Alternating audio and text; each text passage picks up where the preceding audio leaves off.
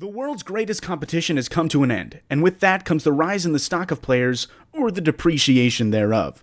Mbappe's efforts not only won him the Young Best Player award, but also established him as a global superstar at just the age of 19. Over the course of the next few weeks, going into the crazy transfer window, a lot of relatively unknown players who had an exceptional World Cup will be linked with the top clubs in European football.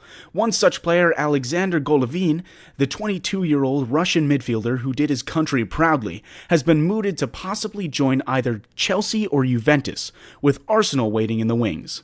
Even before he received the Golden Glove, Thibaut Courtois argued that Chelsea's offer of £200,000 a week was no longer enough to measure up to the quality he showed in the World Cup. Apparently, in modern football, the larger your wages are, the more talent you possess. The only exception being if you play in China.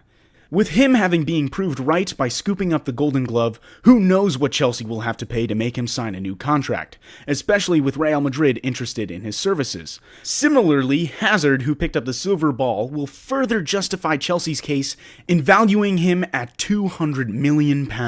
The World Cup effect will continue to do wonders for more players, but none of them will compare to Lovren, who is now one of the best defenders in the world as stated by Klopp. Forget about his atrocious display against Tottenham that got him substituted after 31 minutes. Forget about the PlayStation football he occasionally displayed. Taking Liverpool to the UEFA Champions League final and Croatia to the World Cup final, the two biggest competitions in football, is no easy feat. A world-class defender is normally categorized as a player who has proved himself time and time again at the highest level. A player being in both finals and losing in both these finals is somehow the only exception to this rule. While others did justice to themselves, one player cemented himself as possibly the most hated player in football, with theatrics that would put the infamous Rowan Atkinson to shame.